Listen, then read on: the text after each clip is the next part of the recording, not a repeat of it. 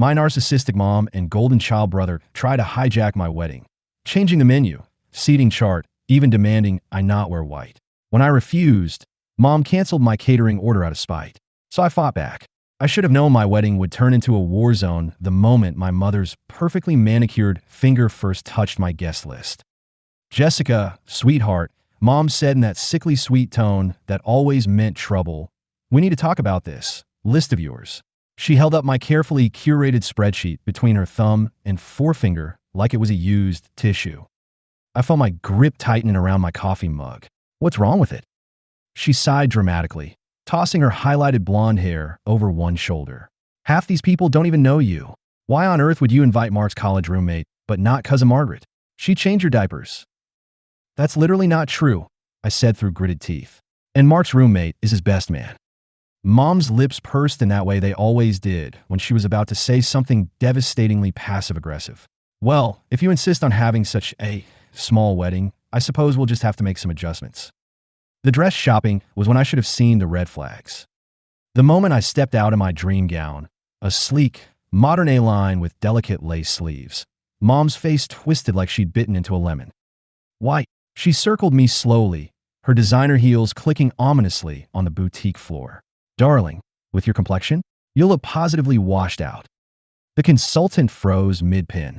I saw the exact moment she realized this wasn't going to be a normal fitting.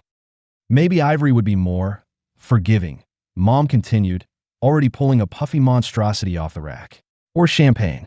That would complement my mother-of-the-bride dress perfectly." I should have known then. I should have put my foot down right there in the boutique. But 28 years of conditioning is hard to break, so I just stood there like an idiot while Mom talked over me to the designer about making some adjustments. Then came the venue. When I excitedly told my brother Tyler we'd booked a rustic vineyard overlooking the lake, he nearly spit out his overpriced craft beer. A vineyard? His nose wrinkled like I'd suggested getting married in a Walmart parking lot. "That's so middle class." Our mother nodded solemnly. "Tyler's wedding was at the country club, Jessica. People still talk about the ice swan centerpieces." Of course they did. Tyler's wedding had been a 3-day extravaganza with a 12-tier cake and a fireworks display. Meanwhile, Mom had forgotten to help me book a DJ for my college graduation party because Tyler needed her to pick out his tuxedo last minute. Some things never change. The final straw came on a Tuesday afternoon.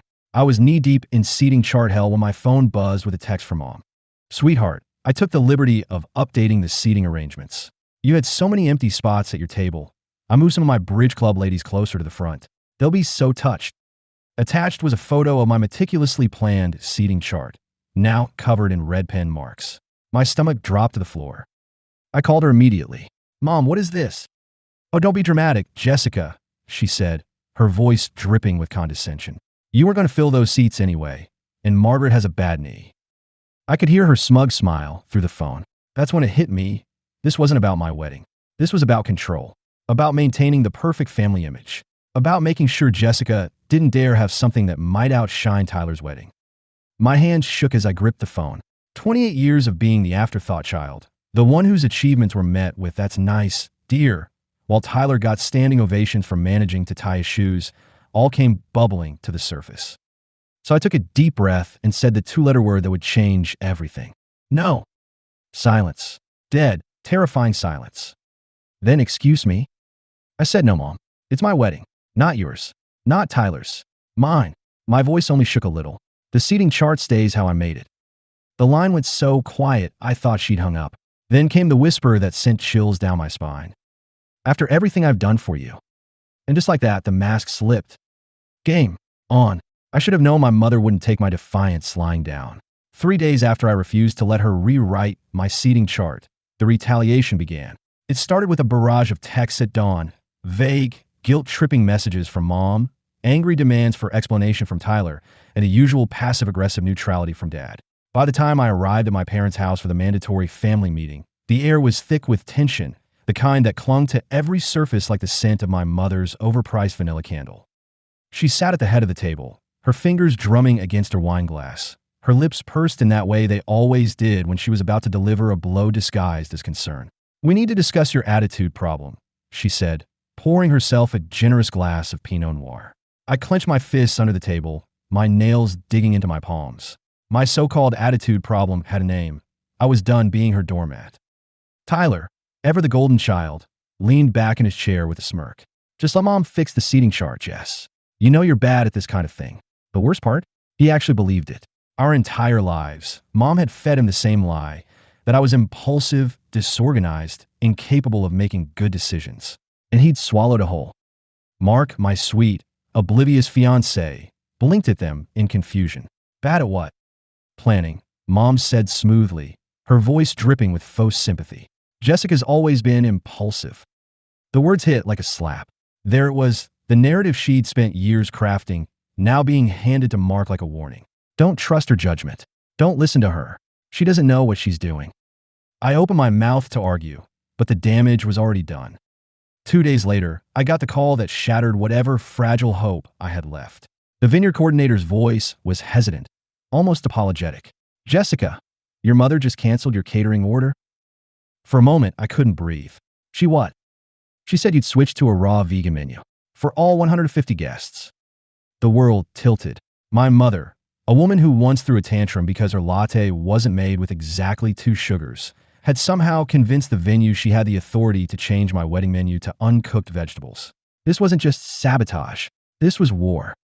When I called her, she answered on the first ring, her voice sickly sweet. Having second thoughts about your behavior. I was shaking so badly I could barely hold the phone. You ruined my wedding menu. I ruined it. Her tone turned venomous. After everything I've done for you, the sacrifices I've made, a lifetime of memories surged forward. Her missing my high school play because Tyler had a baseball scrimmage, my birthday dinners that somehow always turned into celebrations of his latest achievement, the way she'd rewritten my college essay until it sounded nothing like me. Here's the deal, she said, snapping me back to the present. You apologize to Margaret. You let me fix the seating chart. And you stop this ridiculous rebellion. There was the ultimatum. Fall in line, or I'll destroy everything. Mark found me an hour later, curled up in our closet, surrounded by crumpled wedding magazines. Babe, he said carefully, kneeling beside me. We could just elope. I looked up at him, this kind, normal man who'd never had to beg for his parents' love, and something inside me broke. No, I said, wiping my face. I'm done negotiating with terrorists. That night, while Mom was probably congratulating herself on her victory, I made 3 phone calls. The first was to the venue, locking everything down with a password only Mark and I knew. The second was to my maid of honor, demanding she bring the emergency vodka to our next planning session. And the third? The third was to a bouncer service. Because if my mother wanted a war, she was about to learn one very important lesson. I wasn't her pushover little girl anymore. The morning after my mother's catering sabotage, I woke up with a clarity that shocked me. The tears had dried up overnight, replaced by something colder and more dangerous. The kind of quiet determination that comes when you realize you've got nothing left to lose. I stared at my reflection in the bathroom mirror, dark circles under my eyes from sleepless nights of wedding planning and family drama. For the first time in my life, I didn't see the anxious people pleaser staring back. I saw someone who was done playing nice. Mark was already at work when I got the text from the vineyard coordinator. Your mother just called asking about the AV system. Should I be worried? My fingers flew across the screen before I could second-guess myself. Tell her it's all set up exactly how she wants it. Then I added, and can we password protect the projector too? The next few days became a whirlwind of secret planning sessions. My maid of honor, Sarah, nearly choked on her margarita when I outlined my plan at our emergency girls' night. You're going to, oh my God, she gasped between laughter. Your mother might actually have stroke. I just smiled and took another sip of my drink, savoring the burn of the tequila and the sweet anticipation of what was coming. The real masterpiece came together at the printer's office. The poor designer looked up nervously as I made my final changes to the programs. Are you sure about this wording? He asked, adjusting his glasses. I leaned over his shoulder at the line I'd added to Tyler's bio as best man. Proud brother, terrible liar, and Mom's favorite, just ask him. Positive, I said, handing him an extra tip. Run 2 copies though, one with, one without. I'll decide which to use at the last minute. Meanwhile, Mom was playing her own games. She'd started helpfully forwarding me links to last-minute wedding planners and emergency dress boutiques, each email dripping with faux concern. Just in case you change your mind about handling everything yourself, sweetheart. The irony wasn't lost on me. The woman who'd spent my entire life questioning my decisions was suddenly very invested in me, making different ones. The final piece fell into place the night before the wedding.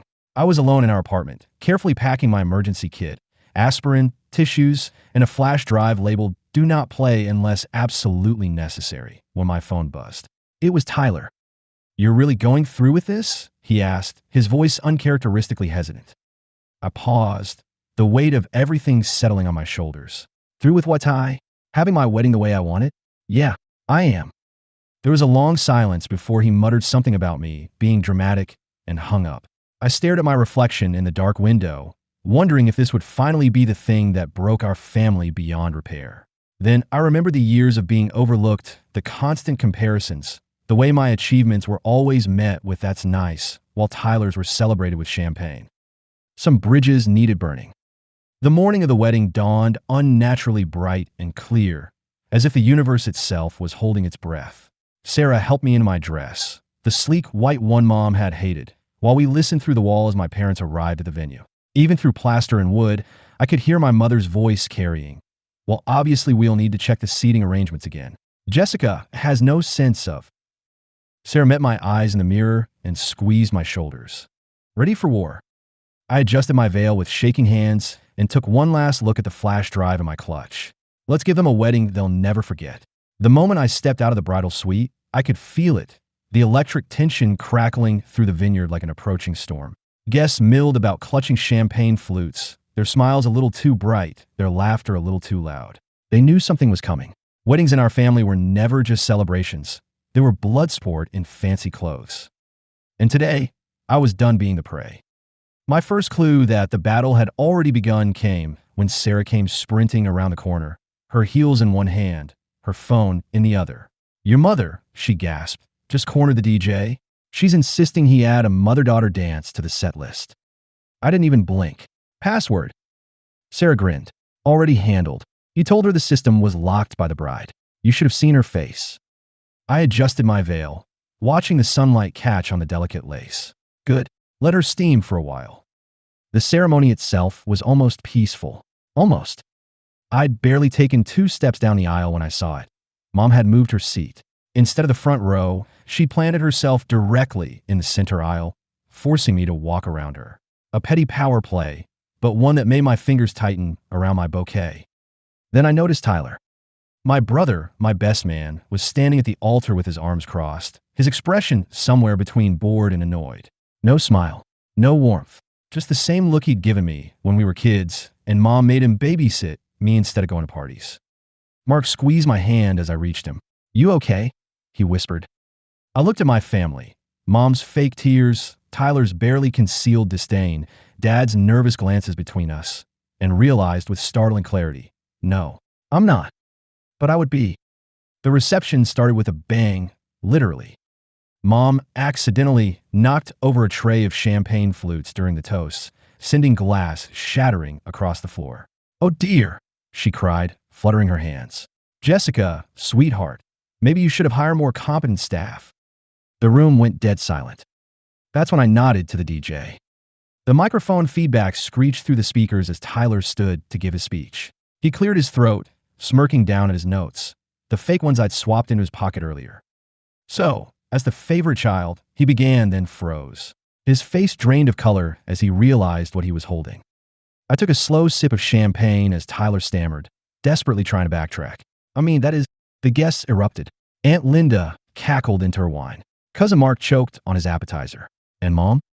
Mom looked like she was about to spontaneously combust. Then the projector flickered to life. I hadn't planned this part. The universe simply gifted it to me. There on the big screen meant for our wedding slideshow was Mom's face, caught mid-eye roll during our vows. The image changed. Mom complaining to a waiter. Mom shoving an elderly relative out of photos. Mom whispering to Tyler while glaring at me across the rehearsal dinner. The room exploded. "Turn it off," Mom shrieked, lunging for the AV booth. But the coordinator, bless her, just smiled and pointed to the sign taped to the equipment. "Password protected. Bride's orders." I stood slowly, my dress pooling around me like victory. The room held its breath as I raised my glass. "To family," I said, locking eyes with Mom across the chaos. "The ones we're born with, and the ones we choose. The applause was deafening. The silence in our hotel suite that night was the most beautiful sound I'd ever heard.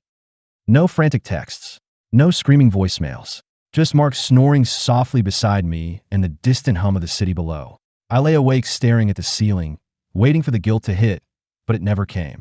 All I felt was lightness, like I'd been carrying an anvil in my chest for 28 years and finally set it down. Then my phone lit up. Aunt Linda, 2:47 a.m. best. Wedding. Ever. P.S. Check your Venmo. The notification underneath made me sit bolt upright. Linda Henderson sent $5,000 with a message. For your first year of marriage or therapy. Whichever you need more. The social media storm hit by breakfast. Mom had gone nuclear on Facebook. When your own child betrays you in front of 150 people, accompanied by a dramatically filtered selfie where she somehow managed to look both heartbroken and photogenic. The comment section was a war zone. Half the family calling me a disrespectful brat. The other half, led by Aunt Linda, posting popcorn emojis and about time someone put Karen in her place.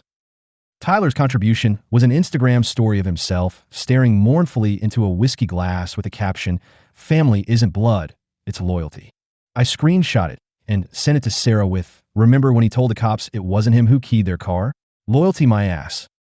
But the real surprise came at checkout. The front desk handed me an envelope from the vineyard manager. Inside was a refund check for the emotional distress surcharge we'd agreed upon, and a note, "Proud of you. My mother-in-law still hasn't spoken to me since our wedding in '09. Best gift ever." The final blow came 3 days later. Mom had been radio silent, her version of psychological warfare, until a certified letter arrived. Mark watched nervously as I tore it open, expecting a lawsuit or at least a demand for reimbursement for her mother of the bride dress. Instead, it was a check. Not just any check. The $15,000 she'd always promised me for my wedding, now labeled early inheritance. "Don't contact us again." I burst out laughing. "You're taking this surprisingly well," Mark said carefully. I held up the check, sunlight glinting off the numbers. "This isn't guilt money, babe. It's freedom money." That night, I framed it and hung it beside our wedding photo, the one where Mom's face was mid-snarl as the projector played her greatest hits. 6 months later, we got the Christmas card. The usual staged family photo, Mom, Dad, and Tyler grinning in matching sweaters, but with one glaring difference. Where I should have been standing was a suspiciously Jessica-shaped gap, poorly photoshopped over with a potted plant. I tacked it to our fridge with a magnet that said "Dysfunctional Family Relics" and texted Aunt Linda, "Guess who made the naughty list?" Her reply came instantly. "The plant looks happier than Tyler." Mark kissed my temple as I laughed. "Worth it." I looked around our tiny apartment, at the framed check, the wedding photos full of real smiles, the fridge covered with cards from people who actually gave a damn, and finally understood what they meant by happily ever after. Mom still tells people I turn my back on family. I don't correct her. Some bridges aren't meant to be rebuilt. They're meant to be burned so you can finally see the path ahead.